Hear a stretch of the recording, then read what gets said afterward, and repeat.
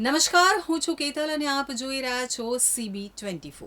Delhi blast બાદ Gujarat high alert ઉપર છે। હવે ગુજરાતના અમદાવાદ, ગાંધીનગર સહિતના મુખ્ય શહેરોમાં પોલીસ ચેકિંગ હાથ ધરવામાં આવ્યું છે। દિલ્હીના લાલ કિલ્લા પાસે થયેલા બ્લાસ્ટ બાદ ગુજરાત સંપૂર્ણ હાઈ એલર્ટ ઉપર। ભાવનગર, જૂનાગઢ, નવસારી, પાટણ, સુરતની Varachha, Vadodara, Bharuch railway station, ST bus stand, hotel, ધાબા, બજાર, ધાર્મિક સ્થળો અને ગુજરાત રાજસ્થાન બોર્ડરની તમામ ચેકપોસ્ટ ઉપર બેરિકેડિંગ સાથે વાહનો મુસાફરોની ઝીણવટભરી તપાસ ચાલુ કરવામાં આવી છે। તો ચિલોડા, કલોલ, અમીરગઢ સહિતના નાકા ઉપર પોલીસનો કડક બંદોબસ્ત ગોઠવી દેવામાં આવ્યો છે।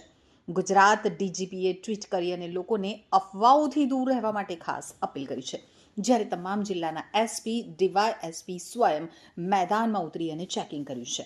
તો ભાવનગર પોલીસ દ્વારા વાહન અને જાહેર સ્થળોએ ચેકિંગ પ્રક્રિયા હાથ ધરવામાં આવી હતી। સાંજના સુમારે દિલ્હીના લાલ કિલ્લા નજીક થયેલા ભયંકર વિસ્ફોટની ઘટના બાદ સમગ્ર રાજ્યમાં સતર્કતા વધારવામાં આવી છે, જે અંતર્ગત ભાવનગર શહેરમાં પણ પોલીસે સુરક્ષા વ્યવસ્થા કડક બનાવવાના પગલે ભાવનગર શહેરના ST bus stand, railway station સહિતના સ્થળો તેમજ શહેરના મુખ્ય બજારો, મોલ તેમજ શંકાસ્પદ વાહનો અને વ્યક્તિઓની તપાસ હાથ ધરી છે। તો ગાંધીનગરના ચિલોડા હિંમતનગર નેશનલ હાઈવે ઉપર ચિલોડા પોલીસ દ્વારા બેરિકેડિંગ કરી અને રાજસ્થાન તરફથી આવતા વાહનોનું સઘન ચેકિંગ હાથ ધરવામાં આવી રહ્યું છે। દિલ્હી લાલ કિલ્લા નજીક કારમાં વિસ્ફોટના પગલે સમગ્ર ગુજરાતમાં એલર્ટ જારી કરી દેવાયું છે, જે અન્વયે રાજ્યના પાટનગર, ગાંધીનગરમાં પોલીસ દ્વારા જિલ્લાના પ્રવેશ દ્વારો ઉપર સઘન વાહન ચેકિંગ હાથ ધરવામાં આવી રહ્યું છે। કલોલ વિસ્તારમાં પણ પોલીસ એલર્ટ મોડ ઉપર આવી ગઈ છે। સાથે જ પોલીસ દ્વારા પોલીસ સ્ટેશન હદ વિસ્તારના એન્ટ્રી પોઈન્ટ ઉપર નાકાબંધી કરી સઘન વાહન ચેકિંગની સાથે સાથે વાહન ચાલકોના ઓળખ કાર્ડ ચેક કરી ચાલકોની પણ જરૂરી પૂછતાછ હાથ ધરવામાં આવી રહી છે। તો દિલ્હીમાં લાલ કિલ્લા નજીક આવતી કારમાં થયેલા વિસ્ફોટ બાદ પાટણ શહેર સહિત સમગ્ર જિલ્લાને એલર્ટ મોડ ઉપર મૂકવામાં આવ્યું છે। કોઈ પણ અનિચ્છનીય ઘટના ન બને તે માટે જિલ્લામાં સુરક્ષા વ્યવસ્થા સઘન કરવામાં આવી છે। રાજકોટ રેન્જ આઈજી અશોક કુમાર યાદવે જણાવ્યું કે રાજકોટ રેન્જના 5 જિલ્લાને એલર્ટ કરાયા છે।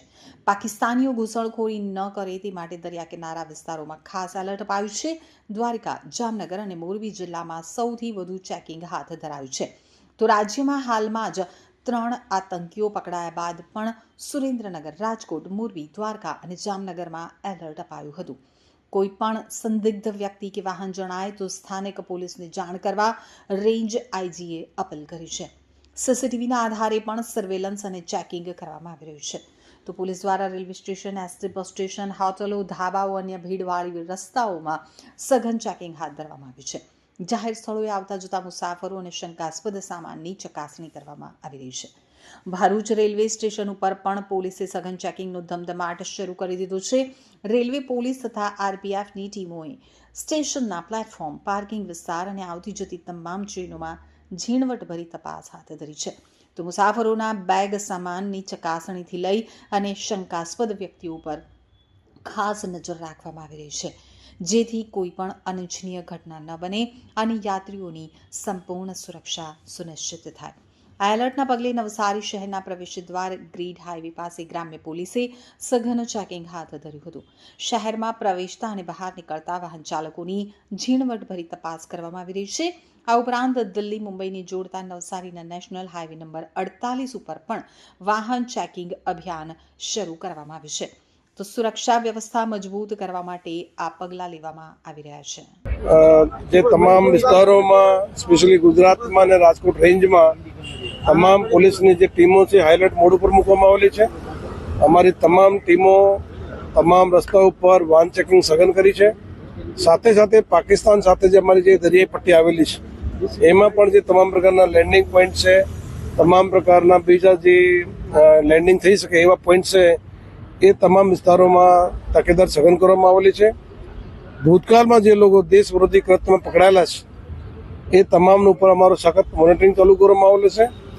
અમારી જે સ્પેશિયલ યુનિટ છે એલસીબી, એસઓજી એ સંદિગ્ધ જગ્યા ઉપર પોલીસ દ્વારા અત્યારે જે રેડની કામગીરી હોય, કોમ્બિંગની કામગીરી હોય એ ચાલુ કરવામાં આવેલી છે। આપના મારફતે પણ અપીલ કરું છું કે કોઈ પણ પ્રકારના જગ્યાઓ ઉપર લાવારીસ વસ્તુ મળતી હોય, લાવારીસ કોઈ વાહન હોય તો તાત્કાલિક પોલીસને જાણ કરે, જેથી પોલીસ એના ઉપર જરૂરી પગલાં લઈ શકે. પબ્લિકને પણ આપણે વારંવાર અપીલ કરું છું કે કોઈ પણ પ્રકારના પબ્લિક અફવા નહીં ફેલાવે, કોઈ પણ રૂમર સ્પ્રેડ નહીં કરે. અમારી તમામ ટીમો કોઈ પણ પરિસ્થિતિને પહોંચવા માટે સક્ષમ છે અને કોઈ પણ પરિસ્થિતિને અને ઠાર કરવા માટે અમારી તમામ એલસીબી હોય, એસઓજી હોય, તમામ અધિકારીઓ હોય એ કટિબદ્ધ છે, જેથી આ વિસ્તારમાં કોઈ પણ પ્રકારના લોકોને અવકાશ નહીં મળે એના માટે પબ્લિકના આ તબક્કામાં ખૂબ જ મોટા સહકારની જરૂરિયાત છે. પોલીસની ટીમો આપણે કામ કરતી હોય છે, પણ પોલીસ અને પબ્લિક સાથે કામગીરી કરશે તો આપણે કોઈ પણ પરિસ્થિતિને પહોંચી વળવા માટે આપણે સક્ષમ